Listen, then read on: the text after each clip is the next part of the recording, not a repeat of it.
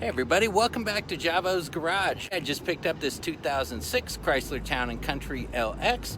It's got a clean Carfax, it's only got 2 owners, no accidents, and it's only got 125,000 miles on it. Now, I just picked this up out at the auction. I'm gonna get it pulled out of here today and get it put up on the trailer. The boys are out in the parking lot waiting with the truck and trailer there, so they're gonna help me. And we're gonna get this thing back to the shop. And what I'm gonna do is I'm gonna do a walkthrough for you in terms of what I look for in a car when I'm out there buying, especially these vans, because I do so many of them. I'm gonna be able to show you some inside tips, things to look for, and then after that, I'm gonna go through and everything I do to recondition this thing and get it ready for sale, I'm gonna video it and put it up here, so hopefully I can help a lot of you guys out. So without any further ado, let's get this thing out of here and on the truck.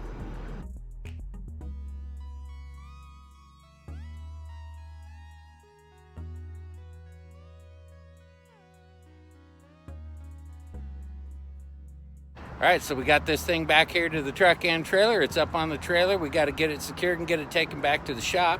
Once we do, I'll go through it and I'll show you what to look for and different things that you're going to want to find when you're looking for one of these vans. The boys are pretty excited. Aren't you guys excited? Oh yeah! Oh yeah, we're excited for that. They're also not all that excited because today is their last day before summer vacation. They actually start school tomorrow. So I was really glad we were able to pick up a car today before they went to school. So let's get this thing tied down and head back to the shop. Let's roll.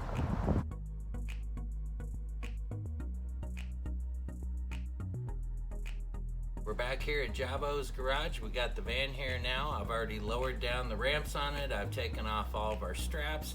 So it's good to go. Let's get it off that trailer and get it up here into the garage and let's start doing our walkthrough.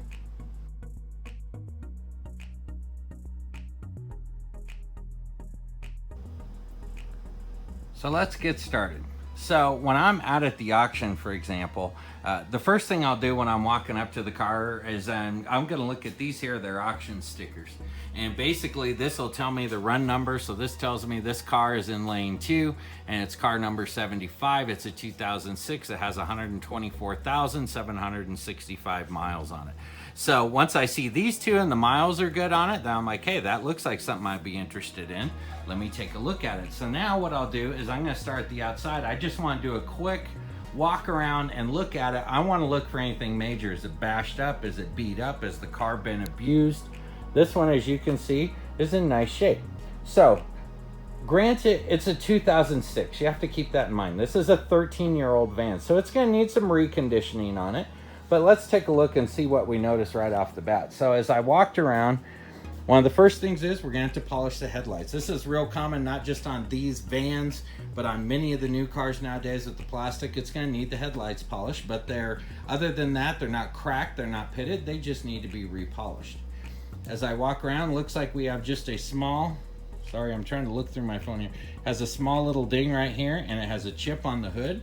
So we'll have to fix that and touch that ding up. We're gonna have to polish this other headlamp here.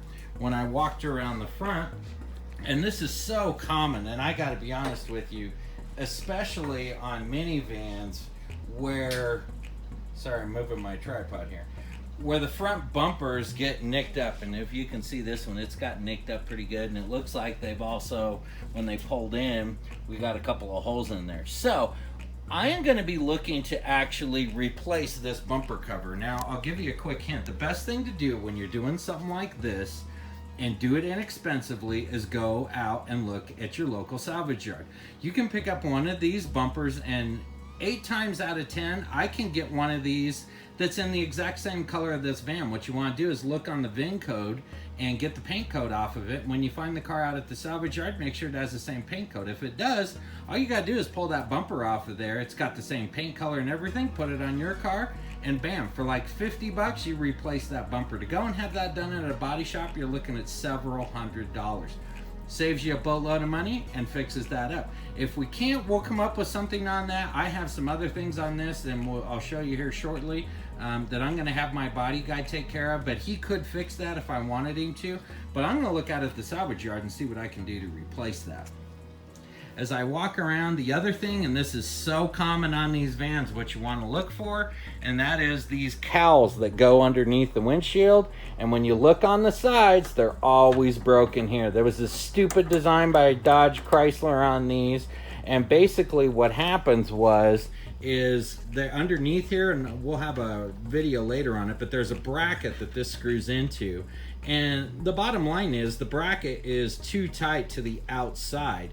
And so when people tighten these down and they shrink in that, in the heat and in the cold, these break and they crack right along here. So common. Probably 80% of these vans 2001 to 2007 that I look at the auction, the cowl at the bottom of the windshield is cracked. Now this side here is okay, but that other side, as you can see, is broken. Luckily, every time I'm out at the salvage yard getting parts, I look for these vans, and when these are in good shape out there, I'll buy them. And then I just store them down at my office. Actually, we're at my shop now, but I'll just store them at my office because I know I'm going to use them. So anyway, so we know it's going to need a cowl. We know we got to work on the front bumper. We know we got to polish the headlamps so far. So as we look down the side, nice and straight. There's no dents or dings or rust or anything like that. Tires are in pretty good shape. I would say they're about 50%, 45%, somewhere in there in terms of tread life left. I do have a tread depth gauge, and I will measure those. If they don't need a minimum specification, then me as a dealer, that's a safety issue. I'll replace those. But as we move further along, we come back along the sides here. This van's just in nice shape. Everything's clean, everything's good. The back tires are in really good shape. The problem is the fronts are a bit more worn, so whoever owned the car did not rotate the tires like they should have. That's why we have that issue.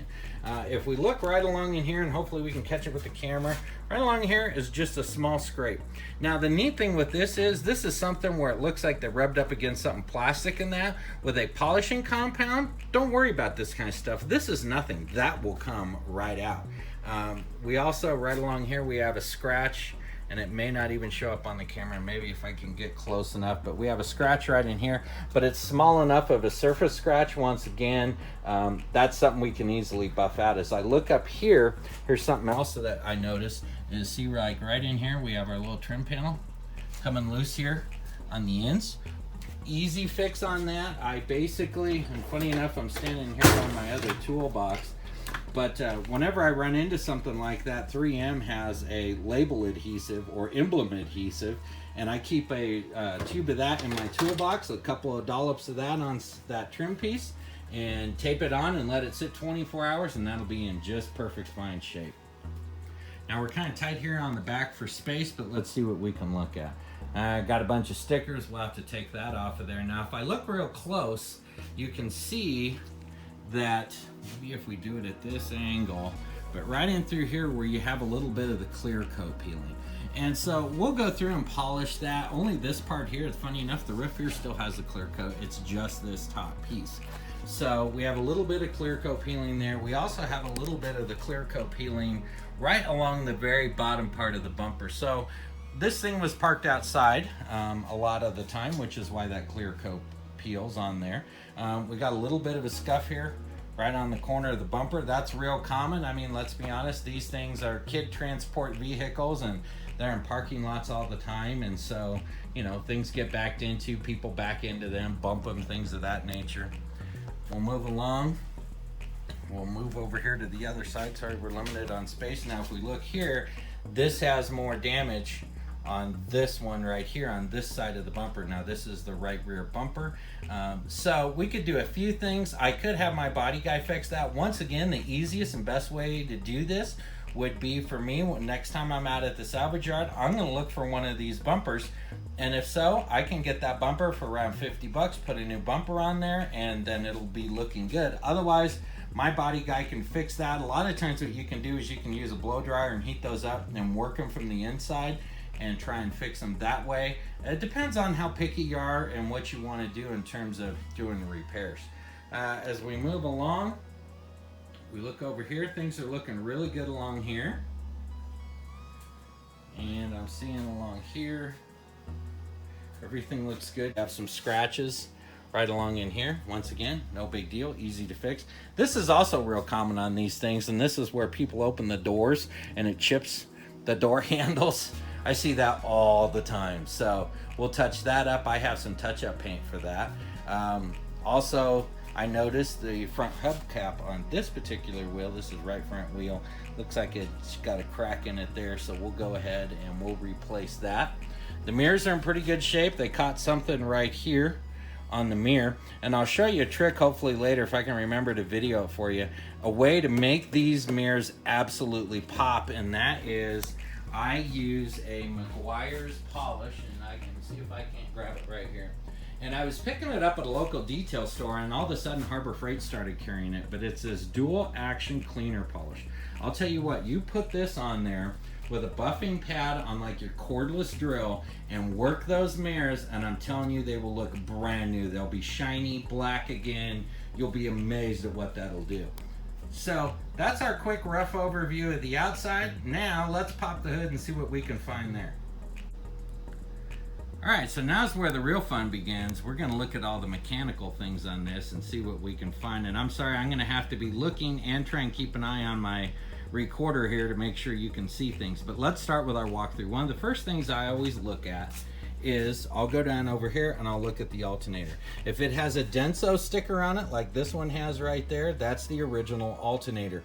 These alternators are known to growl, so if you start one of these up and you're hearing a growling sound, 9 times out of 10 it's the alternator. They have a clutch that's there on the end on that pulley, and basically that goes out and these things start to growl. It doesn't mean that the alternator is not working, but it makes a lot of bad noise. The other thing that can cause that growl a lot of times is going to be the water pump.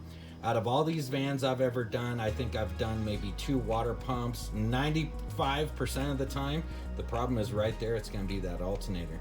The other issue you run into with these vans is the power steering makes a lot of noise. And most of the time it's coming from your reservoir, and there's a screen down inside of there, and it gets clogged and it reduces the flow going into your power steering pump, which is located back over here, and that causes a growling sound too whenever you turn the steering wheel. So if you're getting a growling sound, before you go replacing that pump over there, for 25 bucks you can go to a local parts store and get a new reservoir and replace that reservoir. Odds are that's going to be your problem.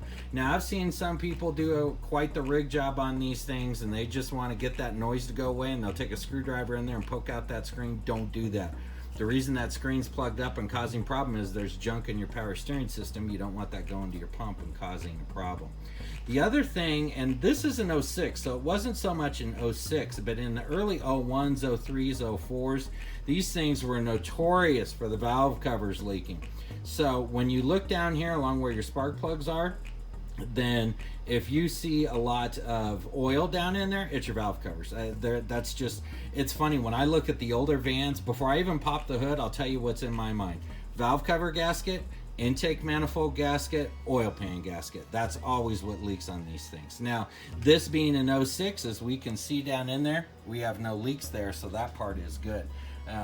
The other thing I'm gonna take a look at, let me grab a flashlight here real quick, see if I can show you, is the intake manifold gasket. And where these leak, and let me show you, is there's like a V. I'm gonna try and move my camera way down in there. Hopefully it'll show you. Let's see, let me move my, where are we at? Okay, there we go. See that V down at the bottom? And we'll see it's got just a little bit in there now, but that's just standard stuff. But right there where those meet is the bottom of your intake manifold gasket, and they will leak right there. Now on your intake manifold gasket, you have an upper and a lower. So this here is your upper plenum, and then this aluminum piece down below is your lower plenum. So you'll have 6 little O-rings, if you will, rubber O-rings for your upper, and then you'll have one V-shaped big one that goes into the bottom. The other thing you want to look at for these is your spark plugs and your spark plug wires. Now with this van at 120,000, it's, you know, it should have newer spark plugs in it. However, when I look at this, since these spark plug wires say Mopar on them and they're numbered, as you can see here, this tells me these are the original wires and these are the original plugs. So before I sell this for my clients, I'm going to replace those wires and replace those plugs so it's got a tune-up. you'll want to check your air filter. It's located over here. That's not a big deal for me at the auction, or if I'm looking to buy a car, because if it needs an air filter, it needs an air filter. That doesn't really do a lot in terms of affecting things for me. The other thing, and let me grab my light, you want to look at for these vans, they are notorious for, and that is your radiator leaks on the left hand or driver's side. Let's see if we can get down in there, right up in here, and look down along that whole stretch down through there. These things I replace probably 20%, 25% of these vans. I have to replace the radiator on these things because they leak where those things are kind of welded or crimped together, if you will. So if you're smelling coolant and you have coolant leaking out of your van, take a look. Odds are you're going to notice it's coming out of your left hand or driver's side up over here, guaranteed, and your radiator's leaking on it. Now, a new radiator, you're probably looking around 150 bucks plus your fluid and that. To do the job isn't that difficult in my opinion. I do those all the time on these, but that's up to you. So that's the other thing you want to look at. So we're at our radiator, our intake manifold gasket, our valve cover gaskets. Other than that, I don't have many problems with these. And I do know from time to time people have problems with the Egr valve. The Egr valve is located right here. I think out of all the years I've done this, I've maybe replaced one Egr valve. So don't have really any issues with those. The alternator is a big issue. Those happen all the time. The other thing too is what you want to look at is if you have shift problems with these, a lot of times what's causing shift issues with these is down below right in here. And you probably can't even see it, but you'll see that little gray plug way down there at the bottom. That is resting on top of what's called your shift pack there. And those will give you problems and you'll have erratic shifting. Also between these two lines down in here, you'll see you have a speed sensor in there. You also have two speed sensors on these, and so those can also cause shifting issues. Don't go automatically thinking that you have a bad transmission or let someplace talk you into replacing the transmission. It's very possible you just have an issue with that shift pack or your input-output speed sensors. So those are something to look for.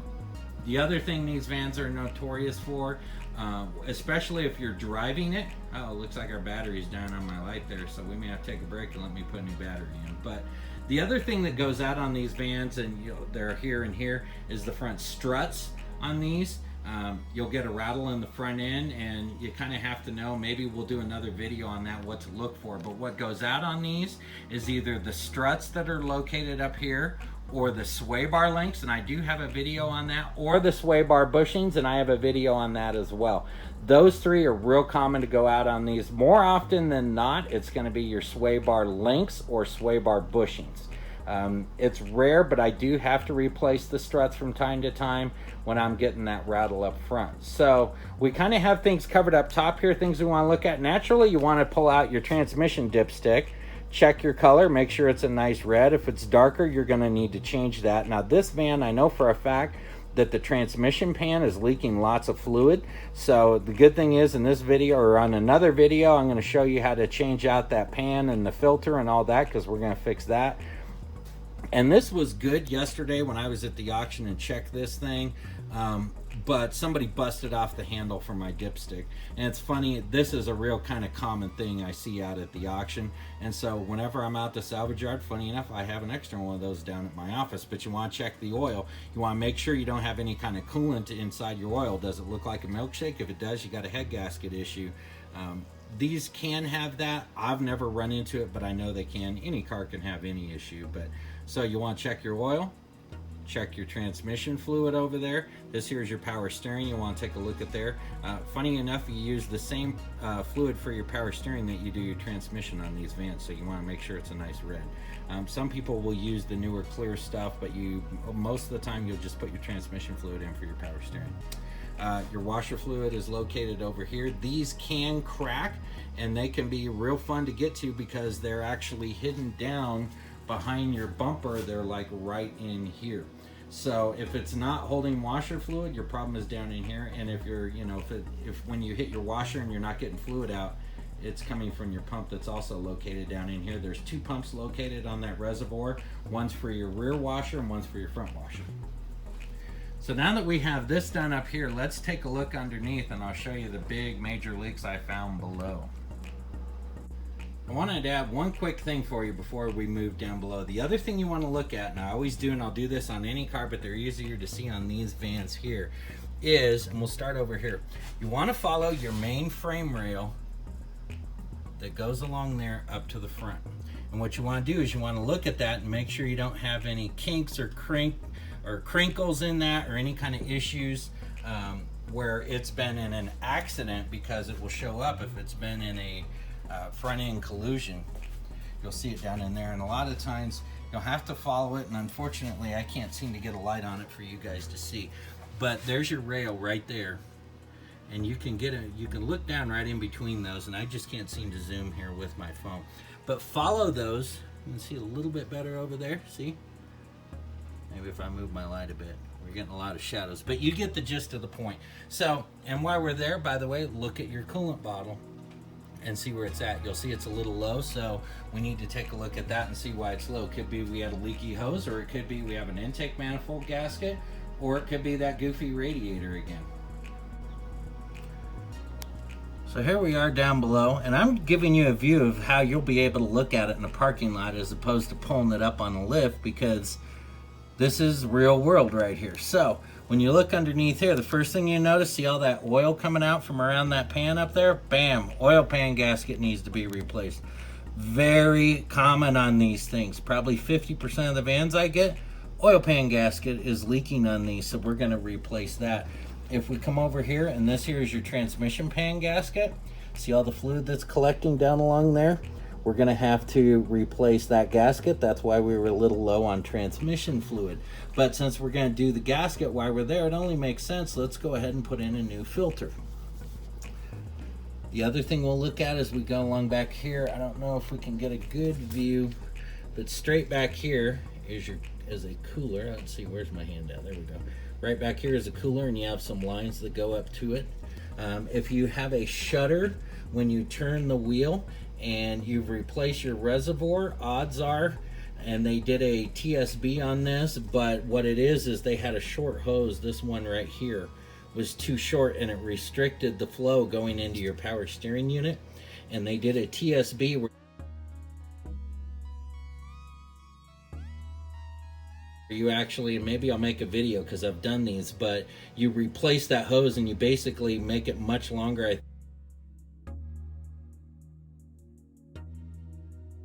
think it was 35 inches if I remember right, but you basically loop it around and run it back in so you don't have that restriction. The other thing I noticed is we have quite a bit of oil up here at the front. Let me grab my other light. But I think what the issue is coming from, and sometimes we get the leak is coming from the filter and they didn't tighten it, but in this case I think our leak is coming from the oil filter housing where it mounts up to the block. I believe the gasket's gone. So while we're in here and doing the oil pan gasket and that, we're going to replace that gasket for that oil filter mount, and that way we know for sure we've taken care of all the leaks. We're going to replace the oil pan gasket. We're going to replace this transmission pan gasket. Now up here it's doing good, but boy, right in here it seems to be leaking.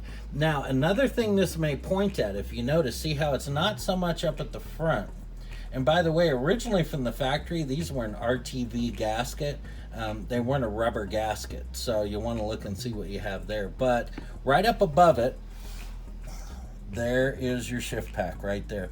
Now, it's also very common for those things to get a leak, and when they do, it'll come out right through there, and it kind of looks like, see where it's coming out right in there? So we're going to investigate that a little bit further. Our leak could be coming from that shift pack, and it comes right down there on that side, and then it comes down your pan and leaks out. So this thing's got a good oil leak. You'll see it's coming out back down there. We got a drip from when I first pulled it in, but if you look on the bottom of the filter, I don't know if it'll catch it, but it's dripping right there. So we got some oil leaks, and what happens is when you get a leak that's up in the front like this and you're driving down the road, well, that's blowing it all down the back of the car. So anytime you're getting ready to start a job like this and you really want to do a proper diagnosis once you buy the car or for your personal vehicle, what you want to do is get under there and clean all that, get all the oil and residue off, and then you're able to do a proper diagnosis. So one of the first steps I'm going to do before I do any work on this, and it sounds funny, I hate getting my hands dirty anyways. You see, I always am wearing my blue gloves here, but there goes our other battery. And so basically what we'll do, sorry, let me switch to the flashlight. There we go. I'll go through and I'll wash all of this, clean it, and it'll all get done so that when it's time for me to start working on it, I'm not dealing with greasy parts and things going everywhere, and it's just an issue. And that way too, I can run it, take it for a test drive, and I can make sure it's leaking out either the pan gasket in this case, or if it's the shift pack, I'll be able to verify, and then I'm able to do a proper diagnosis and do the proper repair. Without a doubt, this is an oil pan gasket leak. There's just no two ways about it. That's easy. And the oil filter's leaking as well. So those are easy. If you look over here on the side, you'll just take a look. You'll want to check your ball joints, your boots. Those all look good up there. At some point for me, now like when I have this up on jack stands and I'm under here doing the oil pan gasket and all that good work, what I'll end up doing is I'll pull all 4 wheels off of this van, and while they're off, I will do a brake inspection. And at that point, I'll measure pad thickness, I'll measure the rotor thickness and see where we're at and see if we're in spec.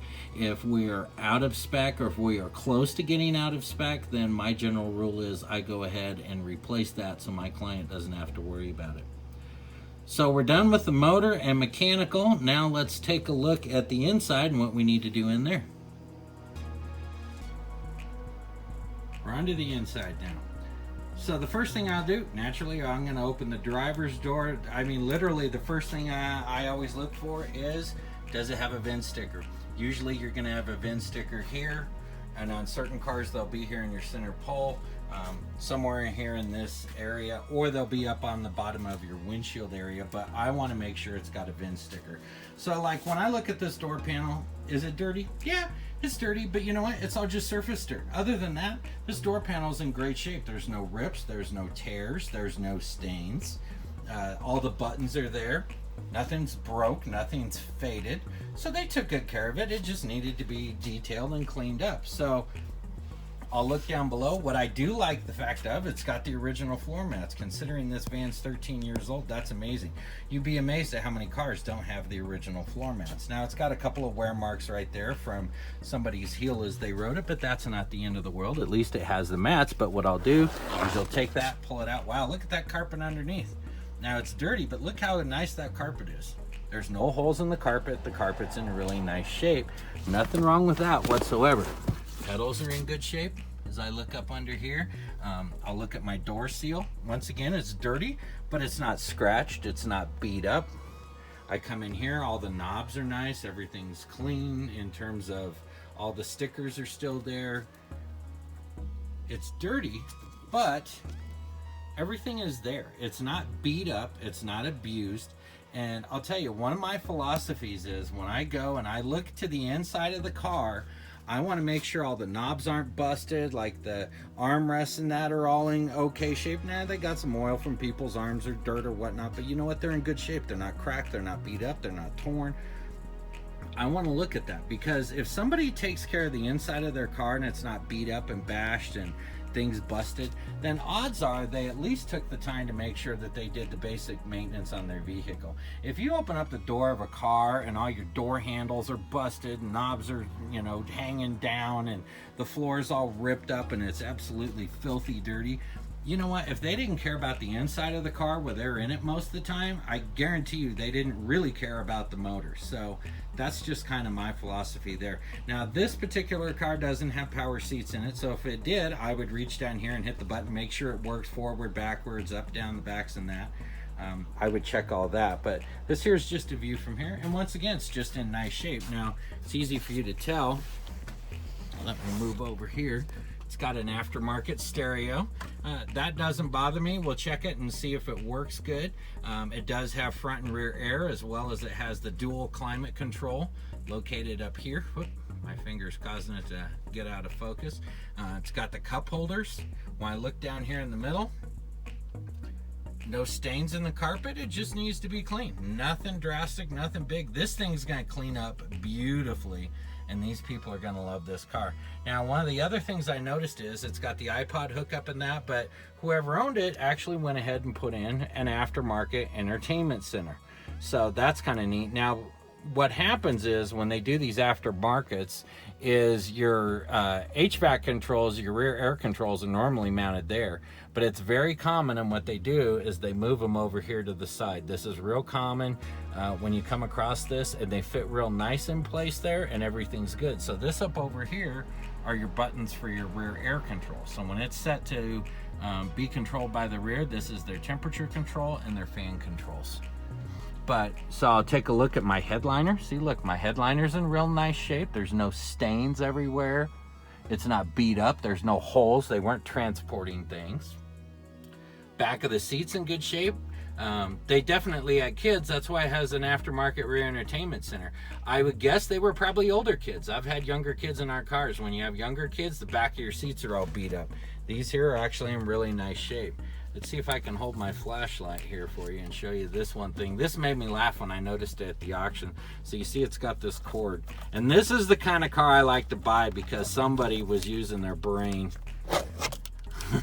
They actually tethered the remote for the entertainment system so that it stayed inside the car and the kids couldn't lose the entertainment system. I'll tell you what, this is a sign of somebody that cared about their car and thought about things. You want to buy a car that has little things like this in it, trust me. So we'll look along here. The other thing I like is it has its floor mats for the second row, and they're in really nice shape. Like I said, if probably had older kids. I mean, those things look like brand new. And if we look here along the middle, that all looks good. Got a little staining where the kids walk through. No big, that will all clean out, trust me. It has the stow and go seating, so these seats fold up and go down into the floor underneath the mats, and we'll do a video on that later. The other thing that's real common on these vans that breaks, and if I'm not mistaken this one was, and that are these cup holders right here. These were kind of a bad design, to be honest, but yep, this one's broke. So what happens is these break up in here, the bottoms do. These are real common to break. I think I have like 8 of those down at my office because I do so many of these vans when I'm out at the salvage yard and I see those and they're in good shape, I'll buy them. Because to buy those like new off of eBay, you're looking at like 75 bucks, I think they are. At the salvage yard, they're like 5 bucks. Save you some money. But the seats are in nice shape. Now, in this video, it'll probably show up, you'll see like some black stuff in there. But you know, I'm willing to bet that what they did is they had like a blanket or a towel over these because that is just lint. Let's see if I can, there you go, see? So you know what? That's another good sign. Somebody cared enough to cover it. Yeah, that's lint as I'm looking at it, like a blanket. There's some hair, maybe longer here, but that's more lint. So whoever had this thing, and I don't think it's a dog. The reason I don't think it's a dog is you don't have dog hair all over the floor. You don't have dog hair on the mats. You have dog hair in the center. That's the other big thing I hate seeing in a car is dog hair. Yes, it can be dealt with, but I hate it. That's lint on the seats. That seat has a bit more, so I guarantee they had some kind of furry little seat cover or a blanket that covered it, that kept it from getting damaged when the kids in that sat on it. So I popped the back seat forward. Take a look at the back, same thing again. It's just in really nice shape. It's well taken care of. There's no rips, no tears, no stains, no burns. It's just in really nice shape. Everything's all there. It just needs to be detailed. Once again, the headliner looks great. These are things you want to look for. So now this particular van, by the way, does not have the power door option. If they do, then you'll notice there'll be a button that's located right in here. They'll be right here. And you'll press that button. You want to make sure that they open and close. If they don't open and close, 9 times out of 10, the reason what'll happen is that door's going to open, it'll kick up to about here, and that stops, or it doesn't work at all. 9 times out of 10, when that happens, the reason it's doing that, sorry, my finger's in the way here, I'm trying to move my light, is you'll get a break in the wire in this cable that runs inside this track. And it's usually the big black wire inside of there, and you can either order a new wiring harness, or you can take that apart and find that break in there, and it's always easy to do, and solder it back together again. Save yourself a boatload of money and get your doors working again. So I don't have to worry about checking that on this one. The other thing that's very common on these vans that you're going to want to check is the door lock actuators for these sliding doors go out all the time. And they can be a pain to do. I know how to do them, so I can do them pretty quick, but they're still not the funnest thing to replace on these. So when you're in the car, naturally driver's door has to be shut or it won't do it. Hit the door lock and unlock buttons and verify that both of your sliding doors are locking and unlocking. If not, that's just one of those things that you know that you're going to need to pay to have replaced.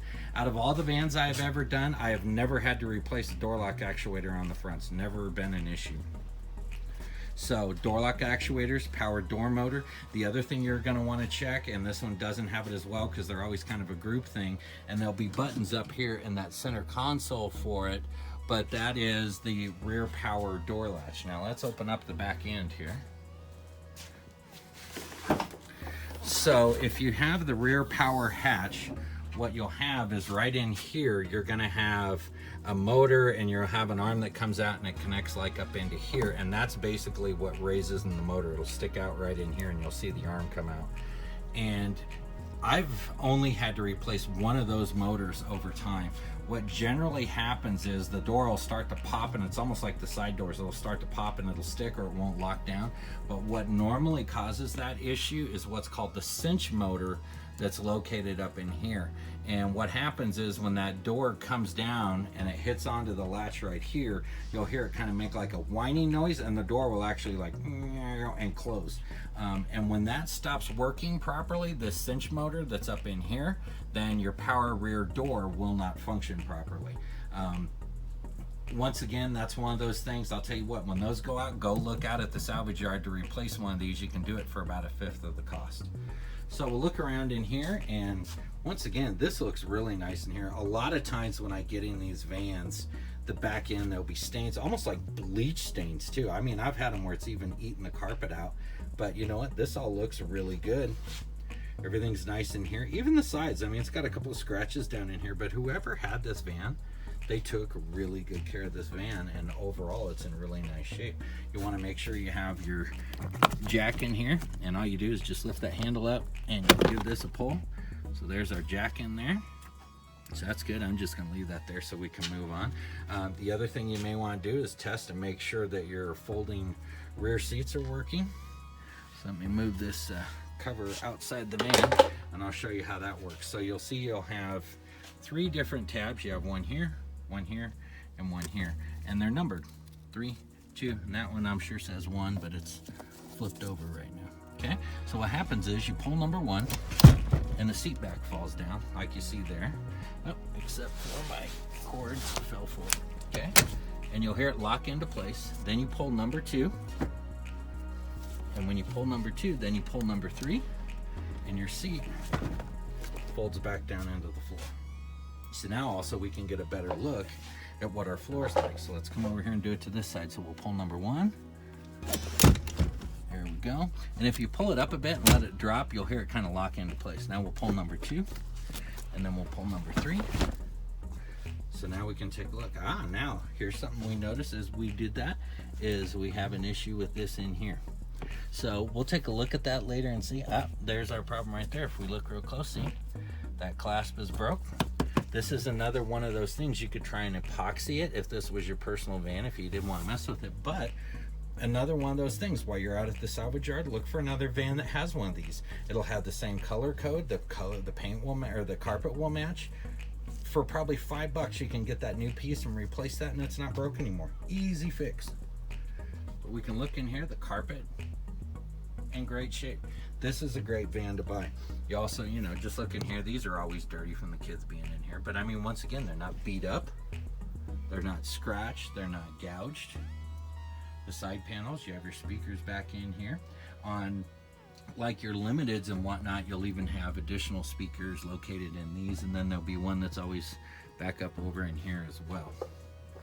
So let's move around to the other side. Let me open this door. So we're taking a look in here, and once again, you know, seat's in nice shape. It's got that lint on it. That's easy to fix. Doesn't bother me at all. The seat itself is in great shape. No holes, no stains, no burns. Our armrests are in nice shape and they all work. Let's see about the cup holder on this side. Is it broke? Well, it's definitely had a spill. That's why it's it doesn't want to move. Yeah, I can feel it sticking. Somebody spilled some pop in there. So once we clean that out, then that's going to work. This one has a fully functional and good cup holder, so that's good. Our floor mat over here on this side works really well. Let me do this real quick. Let's look at the front, and I'm going to show you how the stone go works and what to look for in there. So now we're back up to the passenger side.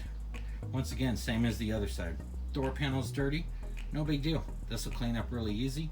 All the knobs are there, the switches are there, nothing's broke, nothing's abused. This is a nice van. The other thing you want to look at is look along the bottom of your doors. A lot of times there'll be rust in there. See, no rust. That's nice, good car. Now, I know I pulled a Carfax on this thing before I bought it. It has 2 owners, no accidents. It was a rental in California for 6 months, and then it came to Colorado and it was purchased, and it's been owned by the same person ever since. That's what you want to get. We'll look down in here, our sill back here. Everything's good there. No rust, no issues there. This passenger seat, same as the driver's seat. Look how nice that is. This thing's in great shape. I'll tell you what, for somebody who's looking for a van, and this is gonna list for probably around $4,500. You're not gonna find a nicer van for $4,500 when I'm done and this thing's cleaned up than what this van's gonna be. Because it's gonna have all the mechanical things repaired on it. It's gonna be super clean. It's in really nice shape. This van will be for sale for about 3 days and it'll be gone. Someone will take this. We'll look at the dash, no cracks, no issues there. Once again, here we are back at the center. We got our cup holder. We'll get that cleaned. It's got a storage area down below. Let's pull up our floor mat here and make sure we don't have any issues. And our carpet. Oh. How nice and clean that carpet is. It's like brand new. So that's good. Look in here. Hi, looky there, funny enough. There's that part for that cup holder on the driver's side over there. Like to see this. Here's our owner's manual. How funny, this here is one of the original little tags that they had in it. And if we look here, wow, look at that, man. It's even got the remote for that aftermarket stereo in here. I'm telling you, this is the kind of car that you want to buy. Somebody took good care of this. They really cared for this van. They liked their van. So also on these vans, if they don't have a power seat on the passenger side, they're going to have storage underneath. And let me move this floor mat back. See this handle? You lift that up and you have storage under there. So let me try and pull this seat forward. There we go. Now what we can do is we can come back here. You'll get a little bit better view. So if we take our floor mat, I'm just going to set it up on the seat over here. And see, there's your handle right there. And then this here is a lock. And what will happen is this will lock either these back 2 panels in place, or it'll make it to where they're unlocked and it'll fold them back. So what we'll do is just hold this like so. And then see, it's in the unlocked position. So now you can look in here and here's your stow and go. And that looks nice up underneath there. No rust, no damage. Things are good there. And the panel for the floor is in really good shape. And we'll put that back. So that's a general walkthrough of the interior. Let's go now over my checklist that I have and let's see what we think we need to fix on it and what we need to do. So now I want to go through and give you a walkthrough on what I do in terms of hooking up my computer system to it and checking the system and see if we have any codes in it. Now, one of the little known secrets that you can do with these vans between the years 2001 and 2007 is kind of what the insiders call the key dance.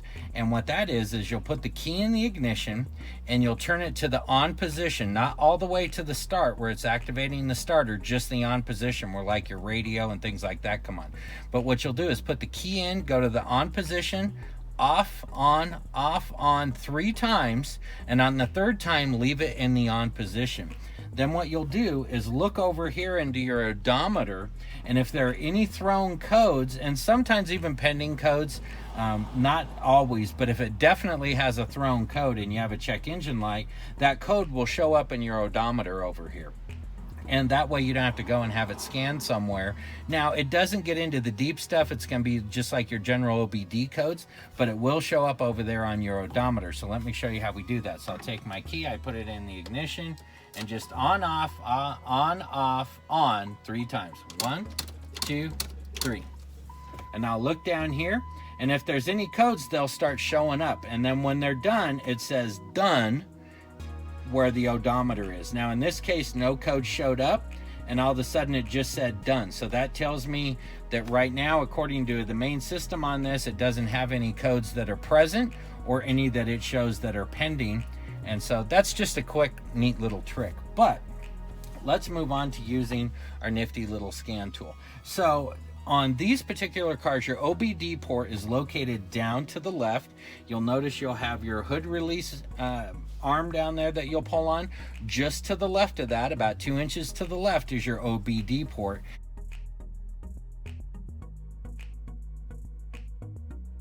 And what you'll do is it plugs in like this, by the way, with the wider part on the top side, and that just plugs in. And then my scanner pulls up. We'll see if this doesn't help you at all. And what I can do is I can hit my monitor test to see if it would pass emissions. Now, if the battery's been disconnected or it's been dead or somebody's cleared the codes, this will come up yellow, as you see it is right now, but it's showing no thrown codes or no existing codes, stored codes, and it has no pending codes. But it's either been dead or somebody's cleared the codes, because it's got a yellow light that tells me it's got to go through a drive cycle before it will pass emissions. So next, let's see. Now I know right now it shows no pending or no thrown code or no stored codes. So right now I know there's no codes on the car and it's good to go. If it did, it would say, like if it had stored codes on this side, it would say 1 or 2 or 3 or whatever, which tells me the number of codes that are stored. And if there were any pending, they would be over here on the right side with 1, 2, 3, 5, whatever the case, tell me how many codes are stored there too. And I could go back in here, and then through this different option right here, I can go through, read the codes, and then write those down and make a note of it. So right now I know this van has no codes in it and everything's clear. It either has had somebody clear the codes on it or it's had a dead battery. I know it had a dead battery because I had to jump it when I drove it. So I'm sure that that's the issue. Now, I've driven it a few times, and so funny enough, it's gone away. But one thing I'll tell you is it's very common on these vans, if they've had a dead battery or you've replaced the battery, when you scan them, to get a P0700 and a P0562. P0700 is a transmission module code. P0562 is a low battery condition and low voltage. And so when you've replaced the battery or dead battery, very common to have those two codes pending or one of them by themselves. Normally, if you have something majorly wrong with the transmission and you have a P700, that tells you that there's a general transmission code and it's stored in the module. Then when you scan the transmission module, it'll give you the in-depth. Incorrect gear ratio, could be a pressure system problem, things of that nature. But a 700 just tells you there's a general issue with it. So in this case, we know that we have no codes. This van's good to go.